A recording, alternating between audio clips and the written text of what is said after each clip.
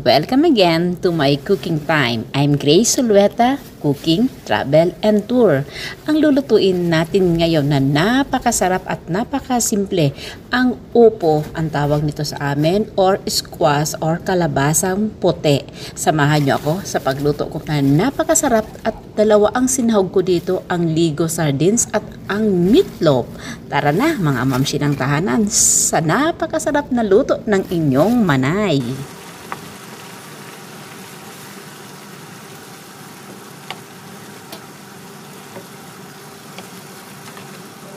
Ayan mga mamsi ng tahanan, ang inyong manay magluluto na naman. Ang tawag nito sa amin ay upo. Ito po yung kalabasang puti. Mag-start na natin, balatan ito. Ayan, si manay, cooking time na naman. Mga suki, mga nanonood ng aking video, mga nagsusubscribe, mga nag-view, maraming salamat po sa inyong pag-support sa aking YouTube channel. Kaya minsan hindi nakakapagluto ang inyong manay dahil nagta-travel tayo at pinopost ko naman yung mga pagta-travel ko. Ngayon, may time pagluto. Ayan, galing po yon sa aming garden.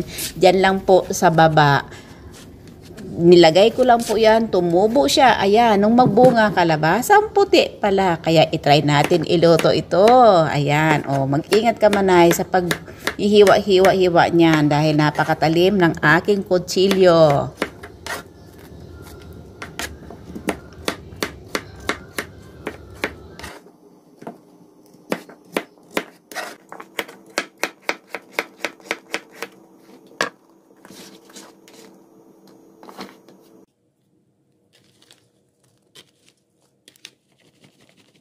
Ayan, okay na, nabalatan na natin at mag-start na tayo sa pagluto.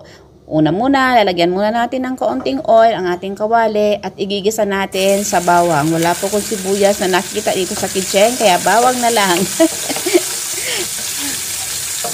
Ayan po, napakasarap naman po pag may bawang, di ba? Yan, nagisa na natin, na-fry natin yung ating bawang. Ipa-fry muna natin yung Argentina beef loaf. Ayan siya, parang ma-fry po siya.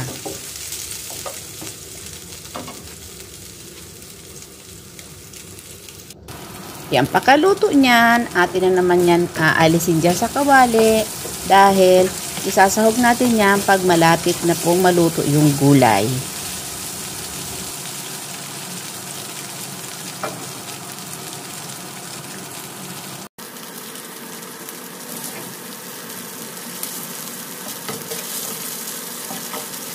Ayan po mga mamsi ng tahanan. Next, ilalagay na natin dyan ang ating gulay. Ayan po yung upong puti or squash na puti. Yan. Kung saan po natin niluto yung bawang, saka yung pig-fry natin yung beef loaf, dyan pa rin natin ilalagay yung gulay dahil yung lasa po nandyan. Yan, nakikita nyo naman, haluin na muna ni manay. Next, lalagyan po natin siya ng cherry tomato. Kung anong meron sa inyong tomato, pwede din po yung kahit anong klaseng tomato. Kaya lang marami ako ditong cherry tomato. Try ko pong ilagay yan dahil napakasarap. Mga mamsi ng tahanan, sana may nagustuhan kayo sa aking luto ngayon. May nakuha kayong bagong idea. Kung may mga buto-buto kayo dyan at mayroon kayong paso, pwede nyo itanim ang squash o ang upo. Dahil yan lang ang ginawa ko, tumubo siya.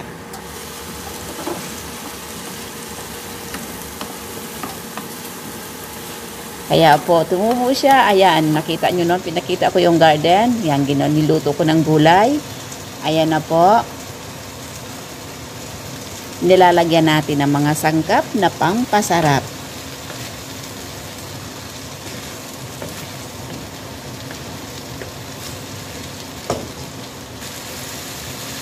Lagyan muna natin ng 2 cup na tubig para pong maluto ang ating gulay. Kaunti lang po ang tubig, huwag po masyadong marami para pong masarap ang ating luto ngayon.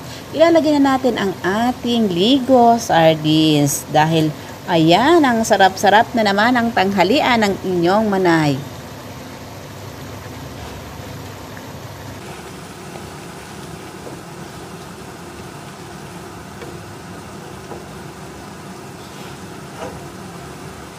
Yan, ilalagay na natin ulit ang ating pig fry na beef loaf. Ayan po, luto na ang ating ginisang upo or white squash. Maraming salamat po sa iyong panunood ng aking YouTube channel. Maraming salamat po sa inyong pag-support sa akin. Sana may nakuha po kayo ng bagong idea ng aking pong niluto ngayon. See you again po my next video. God bless you all. Bye-bye!